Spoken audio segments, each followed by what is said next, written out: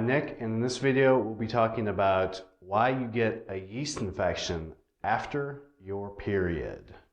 Well, to first understand why you get a yeast infection after your period, we have to define what after your period means. Is it a day or two after menstruation, or are we talking more like a week after menstruation? If you seem to get a yeast infection a day or two after your period, this perhaps indicates that your yeast infection is primarily due to a high vaginal pH or an alkaline vaginal pH. The primary sex hormone, estrogen, drops sharply before the onset of menstruation and remains fairly low for a few days after your period. About a week after menstruation, it begins to rise again and reaches its highest point right before ovulation. And estrogen levels are inversely correlated with vaginal pH, meaning as estrogen drops, vaginal pH will rise and become more alkaline. Now, estrogen levels fall sharply right before menstruation and remain fairly low for about a week after menstruation. During this time, the vagina becomes more alkaline as estrogen levels are low. And the yeast Candida prefer an alkaline environment to live and grow in. So during this time, your vagina is more conducive to yeast overgrowth due to its higher vaginal pH. And when estrogen levels are low, the vaginal tissue is not synthesizing as much glycogen, which is a type of sugar. Estrogen stimulates the vaginal cells to start creating sugar. And sugar is a food for yeast. So when you get a yeast infection with high estrogen levels, the high amount of sugar in the vagina is a very possible cause of such yeast infections. So for yeast infections closer to ovulation, a little bit after menstruation, again, estrogen levels have started to rise and will reach their peak right before ovulation.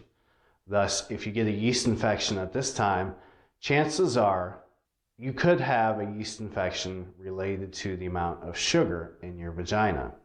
So again, it's important to clarify just how long after your period you seem to get a yeast infection. Again, the yeast infections that happen right after the period, a day or two, these are perhaps pH related, and those that happen a week and a half after your period, close to the ovulation, these are more likely sugar related yeast infections. So let's take a look at some of the research documenting estrogen's correlation to pH levels and estrogen's ability to cause the vagina to create sugar. A 1997 study published in the Journal of Obstetrics and Gynecology used 172 different patients and analyzed how female sex hormones would relate to vaginal acidity. The study found that estradiol blood levels, which estradiol is a type of estrogen, correlated to these women's vaginal pH.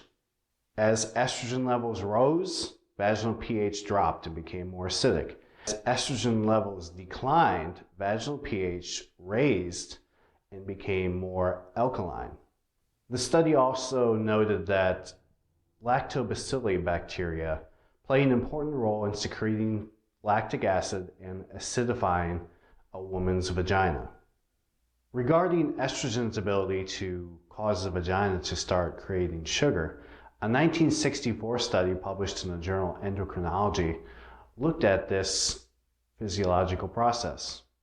The study used rats and administered 1 microgram of estrogen to these rats and found that they would produce 3 to 4 times as much vaginal sugar as the control rats who were not given any extra estrogen. Now, women who have unusually high levels of estrogen naturally probably don't have much more than about 0.5 micrograms of estrogen in their blood at their peak estrogen level, which is right before ovulation. So if you're taking a estrogen birth control pill, you could drastically raise the amount of estrogen in your body and therefore probably cause your vagina to create a lot more sugar. Therefore, if you're getting a yeast infection a week and a half after your period, and you're also on some type of estrogen birth control pill, you may want to discontinue using that pill or try to find one that contains a lower dose of estrogen, as this excess estrogen is likely supercharging your vaginal sugar production. Aside from reducing the amount of estrogen in your body, a great way to treat a yeast infection that happens a day or 2 days after your period is to douche with apple cider vinegar. This will help to acidify the vagina, which is probably pretty alkaline at this point, and wash out any sugar-rich cells that are left over from menstruation, which could possibly be a food for Candida. However, don't use any other type of douche, especially a synthetic douche with chemicals, as these products can interrupt and disrupt the normal bacterial flora in the vagina and also work to alkalinize the vagina. So if you've been douching with some type of artificial product after your period, this could be a key reason why you are getting more yeast infections at this time. Another way to acidify the vagina and reduce the amount of sugar that's in that area is to insert a probiotic pill containing Lactobacillus acidophilus. Now, these probiotics, preferably Lactobacillus bacteria, will start gobbling up the extra sugar and compete for resources and binding sites with yeast.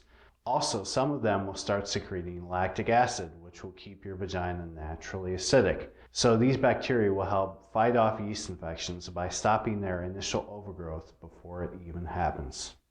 Well, for more information on this topic, you can check out the article about it on Candida Hub. The link, of course, is just below in the description.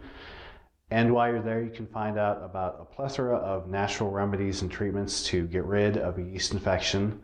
And you can also find out about a very powerful natural solution that will get rid of a yeast infection in about 12 hours and even stop recurrent yeast infections permanently.